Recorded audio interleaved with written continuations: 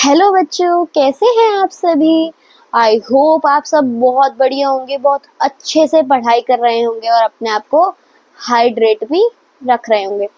तो निकाल लीजिए पेन, कॉपी एंड अपनी वाटर बोतल भी अपने साइड में रखिए ताकि आप हाइड्रेट रह पाओ। और लेक्चर स्टार्ट करने से पहले मैं आप लोगों से ये पूछना चाहूंगी कि आप लोगों ने होमवर्क किया। होमवर्क मीन्स मैं शॉर्ट वीडियो में डालती हूँ क्वेश्चंस, वो लगाए लेक्चर के अकॉर्डिंग। जैसे आपको मिलता है कि पहले लेक्चर क्लास में हो गया, ऑफलाइन कोचिंग में ये होता है, पहले लेक्चर हो गया, उसके बाद सेम टॉपिक की आपको क्वेश्चन लगाने, मतलब डीपीपी मिलती है, राइट।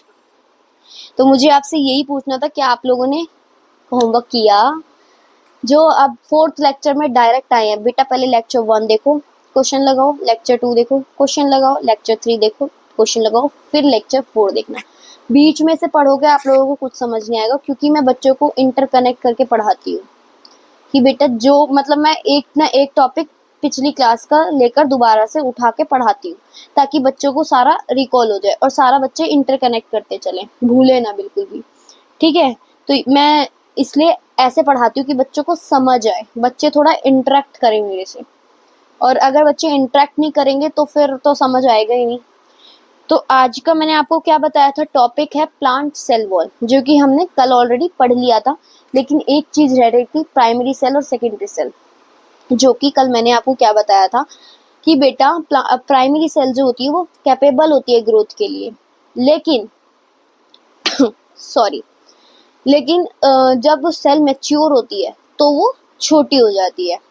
प्राइमरी सेल छोटी हो जाती है जब आप सेल मतलब सेल मैच्योर होती है, तो प्राइमरी सेल छोटी हो जाती है, डिमिनिश हो जाती है। बताया था मैंने आप लोगों को। तो यही चीज का मैं आज आपको डायग्राम के थ्रू बताना चाहती हूँ कि यह चीज है कैसी, क्या है इसमें ऐसा। ठीक है, तो देखो बेटा, प्लांट सेल वॉल पढ़ेंगे। ठीक है, सबसे पहले हम देखेंगे मिडल लेमिला को। मिडल लेमिला वो चीज है जो दो प्लांट सेल को होल्ड करती है, ग्लू करती है, सीमेंटिंग लेयर का काम करती है, जो कि मैंने आपको पिछली क्लास में बताया था। कैल्शियम मैग्नीशियम पैक्टेट से मिलके बनती है, क्वेश्चन भी करवाया था। ठीक है, सेल प्लेट होती है जो कि गोल्गी बॉडीज में ही सिंथेसाइज होती है। ठीक है, तो मिडल लेमिला क्या करती है, दो प्लांट सेल को होल्ड करती है, ग्लू करती है, सीमेंटिंग लेयर का काम करती है। ठीक है, तो प्राइमरी सेल वॉल और सेकेंडरी सेल वॉल, ठीक है, आप लोगों को दिख रहा होगा बहुत अच्छे से। सेल्यूलर माइक्रोफिब्रिल्स, ये क्या है भाई, क्या है ये, पूछो क्या है बेटा। कल ही तो बताया था, केमिकल कॉम्पोजिशन है किसका, सेल वॉल का, जिसे हम स्टील बार्स भी बोल रहे थे।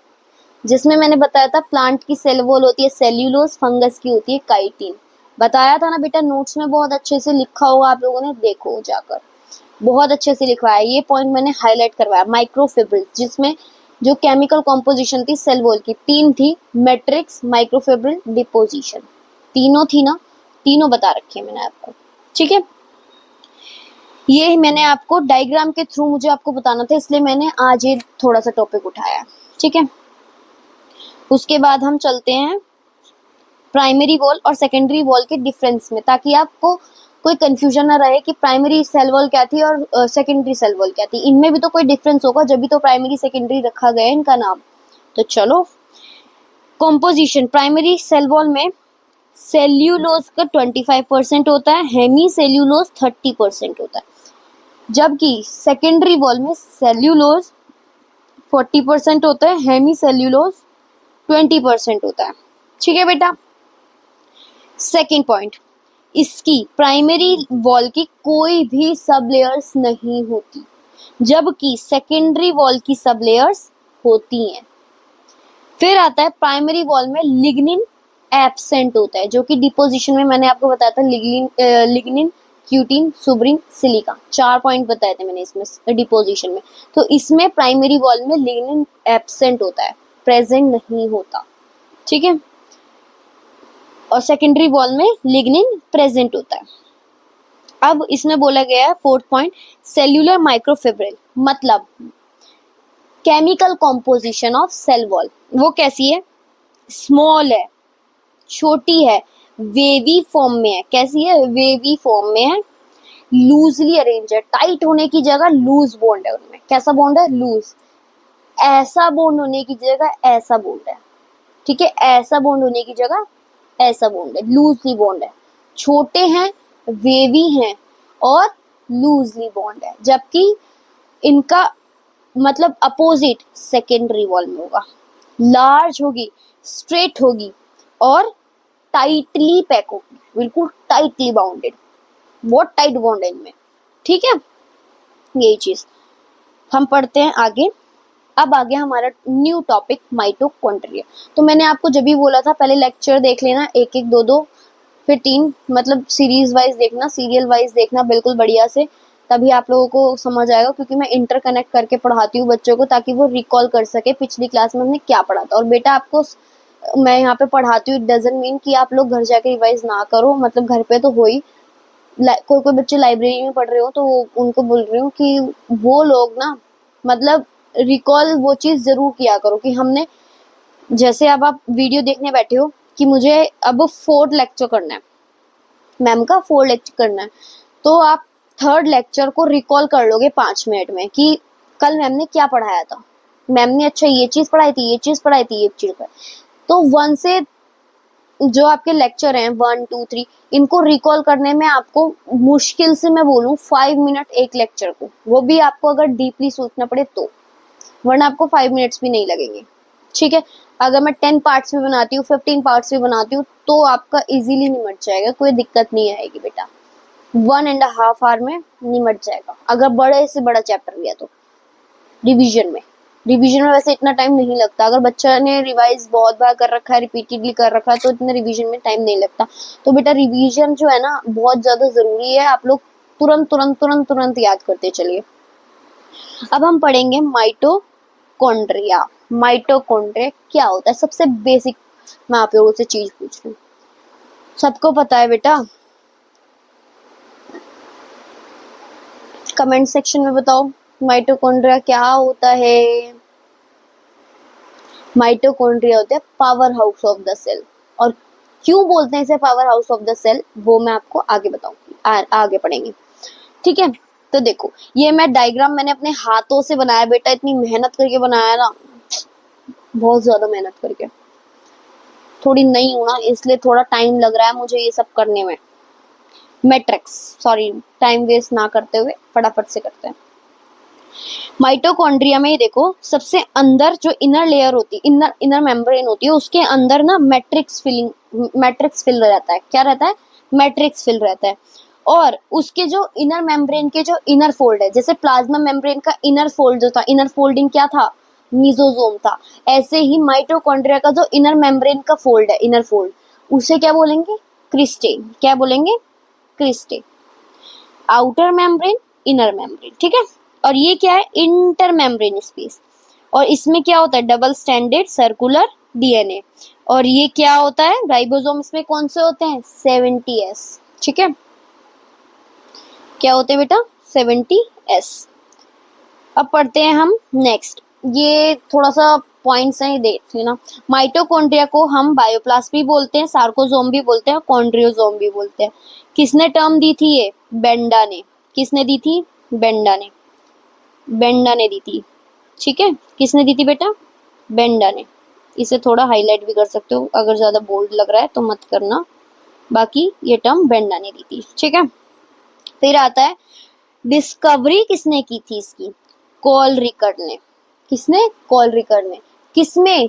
स्ट्रेट मसल्स ऑफ इंसेक्ट में। कौन सी? स्ट्राइटेड मसल्स में इंसेक्ट के। ये प्रेजेंट होता है यूकैरियोट्स में। फिर भी इसमें राइबोसोम किसके पाए जाते हैं? 70S, जो कि प्रोकैरियोट के राइजोम होते हैं, हाँ ठीक है, राइबोसोम होते हैं। जो प्रोकैरियोटिक मतलब प्रोकैरियोट के राइबोसोम होते हैं वो इसमें पाए जाते हैं 70S में, जबकि ये यूकैरियोट है।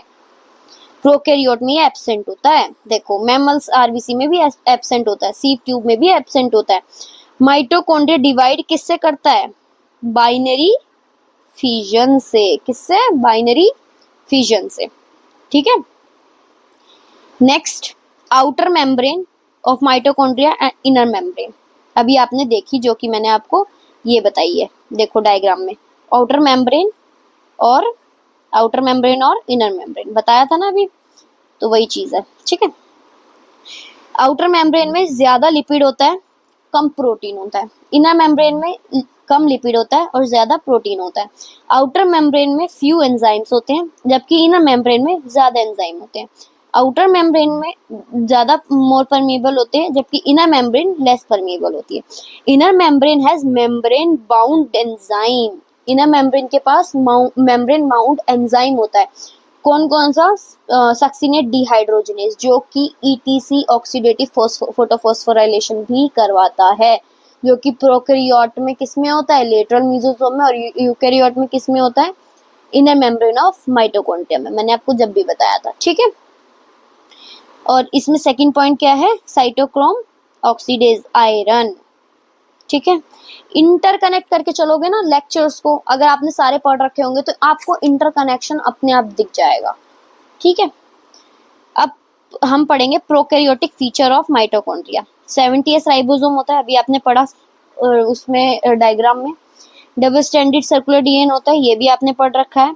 एब्सेंस ऑफ ट्रू न्यूक्लियस इसमें एब्सेंट होता है, क्योंकि ये प्रोकैरियोटिक फीचर है ना। प्रोकैरियोटिक में कभी मतलब ट्रू न्यूक्लियस हो ही नहीं सकता। डीएनए किस में प्रेजेंट होता है? उसमें जीनोफोर में, न्यूक्लियोइड में, प्रोक्रोमोसोम में, ठीक है बेटा। कभी भी मतलब ट्रू न्यूक्लियस प्रोकैरियोटिक में नहीं प्रेजेंट होगा।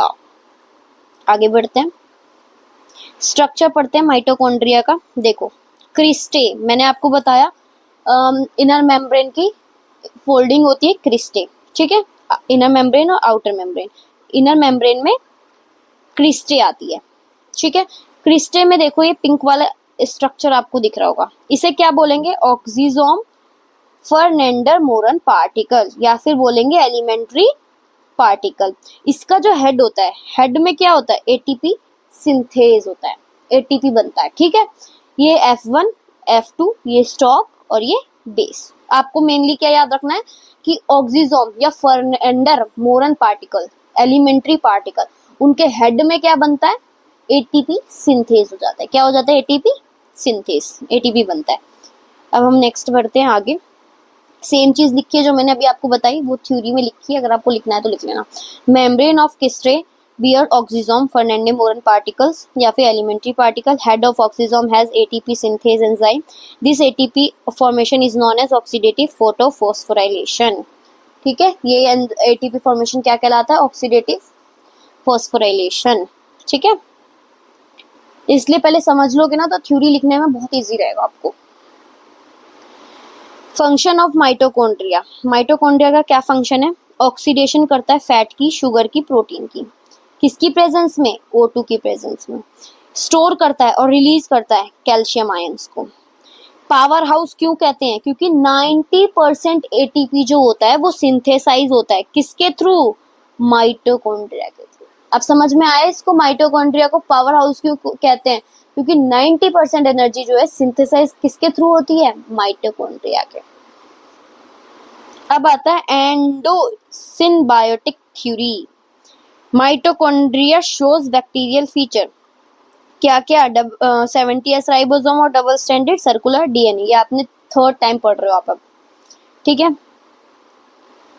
अब आता है आपका सेमी ऑटोनोमस ऑर्गेनेली। ये होती क्या है? इसमें 6 पॉइंट आएगा। सेमी ऑटोनोमस ऑर्गेनेली होती है बेटा, इनके पास खुद का डीएनए और राइबोसोम होता है, लेकिन इसीलिए मतलब ये प्रोटीन जो है सिंथेसाइज कर लेता है, लेकिन सारे प्रोटीन नहीं बनाता, कुछ कुछ प्रोटीन बनाता है, ठीक है। तभी लिखा है सम प्रोटीन, सारे नहीं, not all, some proteins of mitochondria synthesized by itself, still it is mainly governed by nucleus, ठीक है। इन स्कर्वी आएगा बेटा, SCURVY, स्कर्वी डिजीज वो होती है जो विटामिन सी की डेफिशिएंसी से होती है, ठीक है। माइटोकॉन्ड्रिया कैसे हो जाता है? स्पेयर शेप में हो जाता है, स्पेयर शेप में, इसलिए उसे क्या बोलते हैं? Chondriosome. Mitochondria are rich in manganese. Mitochondria manganese में रिच रहते हैं। Their DNA have high GC ratio because more the bond more the stability, ठीक है, जितने ज्यादा बॉन्ड होंगे उतनी ज्यादा स्टेबिलिटी रहेगी, जितने ज्यादा प्रोटीन रहेंगे उतने ज्यादा उसमें माइटोकॉन्ड्रिया प्रेजेंट रहेगा। ये चीज बहुत अच्छे से ध्यान रखना बेटा। देखो जीसी रेशियो में 3 बॉन्ड आते हैं, जबकि एटी में 2 बॉन्ड आते हैं। ये आप 12th वाले चैप्टर में पढ़ोगे। फिर आता है हमारा एनसीईआरटी रीडिंग, माइटोकॉन्ड्रिया सिंगुलर अगर हम बुलाएं तो माइटोकॉन्ड्रियन बोलते हैं, अगर प्लूरल में बुलाएं तो mitochondria. Unless specially stained are not easily visible under microscope. ये इजीली मतलब देखे नहीं जा सकते माइक्रोस्कोप में भी। फिजियोलॉजिकल एक्टिविटी पर डिपेंड करती है माइटोकॉन्ड्रिया पर सेल। शेप साइज में, ठीक है, considerable degree of variable is observe. Typically sausage shape के होते हैं, सिलेंड्रिकल शेप के होते हैं और इतने लेंथ में होते हैं, इतने डायामीटर में होते हैं एंड इतने लेंथ में होते हैं। 0.2 से 1 माइक्रोमीटर लेंथ डायामीटर में होते हैं और 1 से 4.1 माइक्रोमीटर लेंथ में होते हैं। हर एक माइटोकॉन्ड्रिया, ठीक है, each mitochondria is double membrane bound structure. मैंने आपको बताया डबल मेम्ब्रेन बाउंड स्ट्रक्चर मतलब उनके चारों ओर डबल मेम्ब्रेन बनी होगी, डबल मेम्ब्रेन बनी होगी। माइटोकॉन्ड्रिया आता है, उसमें क्लोरोप्लास्ट आता है, न्यूक्लियस होता है। बताया था 3 चीज होती है, जिसमें आउटर मेम्ब्रेन होती है, इनर मेम्ब्रेन भी होती है, ठीक है, जिन्हें आउटर कंपार्टमेंट इनर कंपार्टमेंट बोलते हैं। The inner compartment is filled with the dense matrix substance known as matrix. मैंने आपको बताया इनर मेम्ब्रेन में मैट्रिक्स भरा होता है। आउटर मेम्ब्रेन जो है continuous limiting boundary with of the organelle, continue रहता है ऑर्गेनेली के साथ। इनर फोल्ड में इनर मेम्ब्रेन के इनफोल्डिंग्स को क्या बोलते हैं, cristae towards the matrix, matrix के पास। क्रिस्टे क्या करता है, इंक्रीज करता है सरफेस एरिया को। The two membranes have their own specific enzyme associated with the mitochondrial function. Mitochondria are the site of aerobic respiration. मैंने आपको बताया aerobic respiration इसमें होता है, ATP synthase होता है। Produce cellular energy in the form of ATP and मतलब energy इनकी प्रोड्यूस होती है, बनती है, ठीक है, जिसको बोलते हैं ATP, इसलिए इसको पावर हाउस भी बोलते हैं। The matrix also possesses single circular DNA molecule, few RNA, ribosome 70S and the component required for the synthesis of protein. और माइटोकॉन्ड्रिया कैसे डिवाइड करता है, बाइनरी फिजन के थ्रू। देखो इसमें दिखा रखा है, इनर मेम्ब्रेन में मैट्रिक्स है और इनर मेम्ब्रेन के फोल्ड्स ये क्या है, क्रिस्टे हैं, इनर मेम्ब्रेन है, आउटर मेम्ब्रेन, और ये क्या है, इंटर मेम्ब्रेन, वो इनर मेम्ब्रेन, ठीक है, ये था इंटर मेम्ब्रेन स्पेस और ये है इनर मेम्ब्रेन स्पेस, ठीक है। चलें आगे, अब करते हैं हम question. Semi autonomous cell organelle of the cells are. बताओ सेमी ऑटोनोमस, अभी मैंने बताया कौन सा था, mitochondria and chloroplast. Small particle projecting from the inner surface of cristae and inner mitochondrial membrane are। जो क्रिस्टे का डायग्राम था बेटा, उसमें आपको पिंक वाले स्ट्रक्चर दिखाए थे मैंने, उन्हें क्या बोलते हैं, ऑक्सीजोम, उनकी लेयर में था, क्रिस्टे की इनर लेयर में था, ठीक है। Third question, folding of inner mitochondrial membrane, अंदर की फोल्डिंग को क्या बोलते हैं बेटा, क्रिस्टे। पावर हाउस से आप समझ आ गया होगा, पावर हाउस में क्या है, organelle which are regarded as powerhouse of the cell and in which the oxidative reaction of the respiratory process takes place in mitochondria। तो बेटा इसी के साथ हम लेक्चर को करते हैं फिनिश, और लेक्चर को एंड तक देखने के लिए थैंक यू। ऐसे ही बने रहिए मेरे लेक्चर देखने में, मतलब लेक्चर को अच्छे से देखिए, बने रहिए मेरे चैनल में और मुझे ऐसे ही सपोर्ट करते रहिए। जब तक के लिए बाय बाय, मिलते हैं नेक्स्ट लेक्चर में।